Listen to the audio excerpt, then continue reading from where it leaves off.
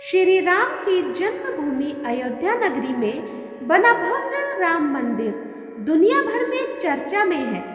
मंदिर में रामलला की प्राण प्रतिष्ठा 22 जनवरी 2024 को होगी।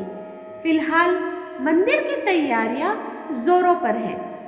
अयोध्या नगरी यूं ही खास नहीं है, बल्कि इस नगरी से विशेष धार्मिक महत्व भी जुड़े हैं। इसीलिए तो अथर्ववेद में इसे देवताओं का स्वर्ग बताया गया है।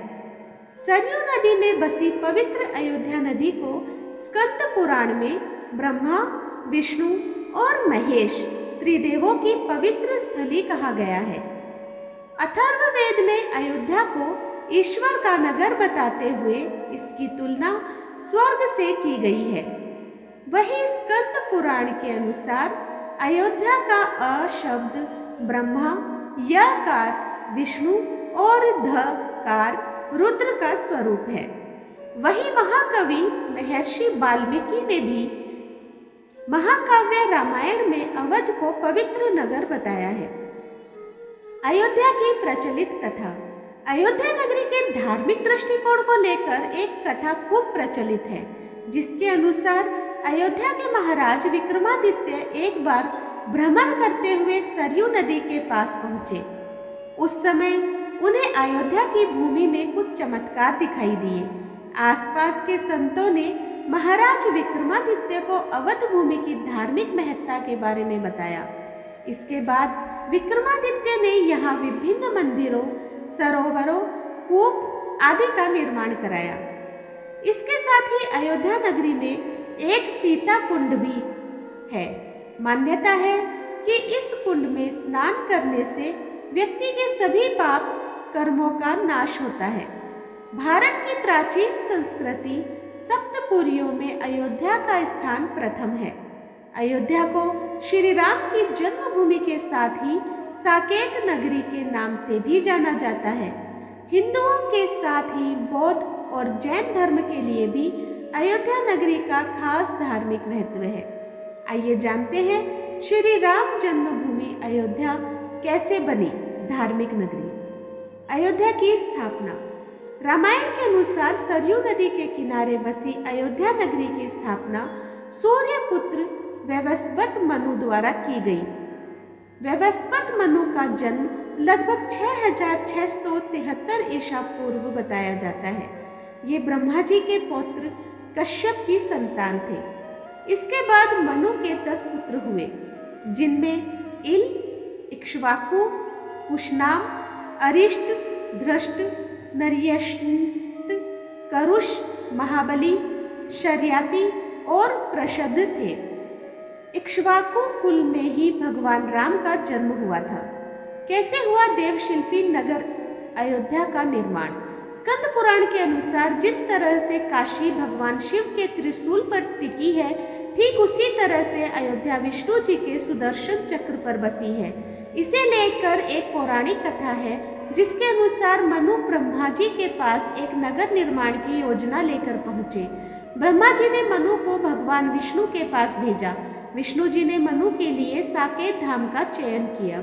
साकेत धाम के निर्माण के लिए ब्रह्मा जी, मनु, भगवान विष्णु, शिल्पकार भगवान विश्वकर्मा और महर्षि वशिष्ठ गए। भूमि का चयन सरयू नदी के किनारे किया गया और इसके बाद आरंभ हुई देवशिल्पी नगर निर्माण की। इसीलिए अयोध्या को साकेत के नाम से भी जाना जाता है। वहीं भगवान राम के जन्म के समय इस नगरी को अवध के नाम से जाना जाता था। अयोध्या नगरी से जुड़ी खास बातें।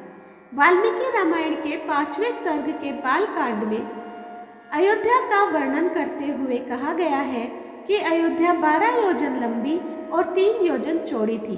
अयोध्या मंदिर और घाटों की प्रसिद्ध नगरी भी है। यहाँ की प्रसिद्ध सरयू नदी के किनारे 14 प्रमुख घाट भी हैं, जिसमें गुप्त द्वार घाट, कैकई घाट, कौशल्या घाट, पाप मोचन घाट, लक्ष्मण घाट आदि है। अयोध्या में ही भगवान श्री राम का जन्म हुआ, इसीलिए इसे राम जन्मभूमि भी कहा जाता है। लेकिन इसी के साथ यहाँ कई महान योद्धा, ऋषि मुनि और अवतारी पुरुष भी हुए। जैन मतानुसार अयोध्या में ही आदिनाथ समेत 5 तीर्थकारों का भी जन्म हुआ था। 12वीं सदी के आसपास अयोध्या में बड़े पैमाने पर सूफी संतों के भी रहने का प्रमाण मिलता है। कहा जाता है कि भगवान श्री राम के समाधि लेने के बाद त्रेता युग में ही अयोध्या नगरी उजड़ गई थी। तब श्री राम के पुत्र कुश ने अयोध्या को फिर से बसाया। कुश द्वारा अयोध्या का पुनर्निर्माण कराने के बाद सूर्य वंश की अगली 44 पीढ़ियों तक अयोध्या का अस्तित्व बरकरार रहा, लेकिन महाभारत युद्ध के बाद अयोध्या फिर से उजाड़ दी गई। इसके बाद अयोध्या मौर्य से लेकर गुप्त, कन्नौज मुगल शासकों के अधीन रही। 1528 में बाबर के सेनापति मीर बकी ने अयोध्या में राम जन्मभूमि पर स्थित मंदिर तोड़कर बाबरी मस्जिद बनवाई थी। इसके बाद भी अयोध्या में मंदिर मस्जिद विवाद नहीं थमा और कई आंदोलन व सांप्रदायिक दंगे हुए। मामला कोर्ट पहुंचा और लंबी लड़ाई के बाद फैसला श्री राम जन्मभूमि के पक्ष में आया। अब एक बार फिर से पवित्र और धार्मिक नगरी श्री राम जन्मभूमि अयोध्या में भव्य मंदिर का निर्माण हुआ, जिसमें रामलला विराजेंगे।